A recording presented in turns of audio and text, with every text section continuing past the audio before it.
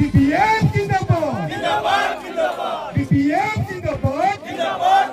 आगमा महिला जिंदाबाद आगमा महिला जिंदाबाद गणेश कोसारी जिंदाबाद गणेश कोसारी जिंदाबाद BPM जिंदाबाद माननीय मुख्यमंत्री हिमंत बिश्व शर्मा सर आमार गाँव आज मीटिंग पातिছিলে আৰু তেখেতৰ মিটিং পাতিছে তেখেতৰ মানে বিজেপি দলে মানে বিটিচিত এইবাৰ নিৰ্বাচনত অৱতীৰ্ণ হ'ব যোৱাবাৰো আছিল এইবাৰো হ'ব গতিকে তেখেতে বিজেপিক ভোট দিব লাগে বুলি ৰাইজক অনুৰোধ কৰিছে সুন্দৰ কথা আৰু হিচাপে তেখেতে সকলে বিজেপিক উন্নয়নৰ মানে আগুৱাই নিয়াৰ কাৰণে কাম কৰিব আৰু সেই হিচাপে আমিও আমাৰ দলীয় কাৰ্যপন্থাটো আমি অটুট ৰাখিছো গতিকে তেখেতে আমাৰ গাঁৱত আহিছে এটোৰ লগত কথা নাই তেখেতে আহাৰ কাৰণে মই মিটিং কৰিব নালাগে এটো কথা নাই এই ধৰণৰ কথা গতিকে বিজেপিৰ কাম কৰিব আৰু আমি বিপিএফৰ কাম কৰিম এই হিচাপে আজি আমি শুক্লাই চেৰফাং সমষ্টিৰ অন্তৰ্গত বিভিন্ন গাঁৱত মিটিং কৰিছো আজিও এতিয়া মানে বলাজাৰ লন্থিবাৰী গাঁৱত আমি মিটিং কৰিলো তাতে কেইজনমান ইয়াত 22 জন যোগদান কৰিছে আৰু তেতিয়া মোৰ ঘৰতো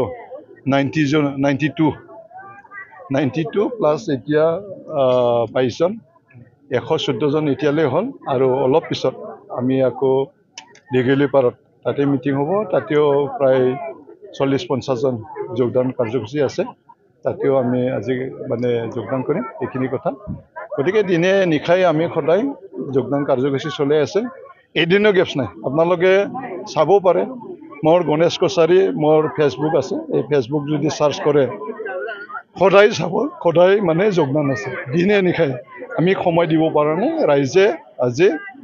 আমাক আকলিয়ে লৈছে আৰু আমি ভাবো এইবাৰ শুক্লাই চেৰফাং সমষ্টিত বিপিএফ দলে মানে জয় হ'ব আৰু বিটিচিত হাগ্ৰামা মহিলাৰী ডাঙৰীয়াৰ বলিষ্ঠ নেতৃত্বত আমি চৰকাৰ গঠন কৰিম আৰু ৰাইজৰ উন্নয়নৰ কাৰণে আমি কাম কৰিম শুক্লাই চেৰফাং বিপিএফৰ এগৰাকী সক্ৰিয় কৰ্মী দিগন্ত কলিতাই বিজেপি যোগদান কৰিছে কিবা প্ৰভাৱ পৰিব নেকি একো প্ৰভাৱ নপৰে কালি তেখেতৰ গাঁৱত আমি এটা মিটিং আয়োজন কৰিছে তাতে আপোনালোকক আমন্ত্ৰণ কৰিছো আজি আমন্ত্ৰণ কৰিলো গতিকে অহাকালি আপোনালোকে 6:30 বজাত পুৱাকৈ নিজগাঁও দিগন্ত কলিতাৰ মানে ঘৰৰ ওচৰতে মানে এটা গাঁৱৰ ৰাইজে দিগন্ত কলিতাই